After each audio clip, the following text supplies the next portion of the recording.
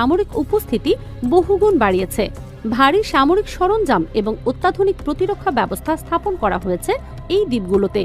এখন থেকে প্রণালীর উপর দিয়ে চলাচলকারী যে কোনো জাহাজে হামলা চালানো সম্ভব এবং ইরান এই দ্বীপগুলোকে দুর্ভেদ্য ঘাঁটিতে পরিণত করেছে। আরও ভয়াবহ খবর হলো হরমুজ প্রণালীর পানির নিচে যা ঘটছে।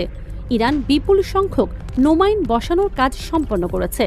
সাগরের তলদেশে বিছিয়ে রাখা এই মাইনগুলো মার্কিন সাবমেরিন এবং যুদ্ধ জাহাজের জন্য এক নীরব ঘাতক হিসেবে অপেক্ষা করছে। এই মাইনগুলো এতটাই সুকৌশলে স্থাপন করা হয়েছে যে এগুলো খুঁজে বের করা এবং নিষ্ক্রিয় করা অত্যন্ত কঠিন হবে। মার্কিন নৌবাহিনী যদি এই এলাকায় চলাচল করতে চায় তাহলে তাদের প্রতিটি পদক্ষেপ হবে জীবন মরণের খেলা। ইরানের পরিকল্পনা শুধু পারস্য উপসাগরেই সীমাবদ্ধ নয়।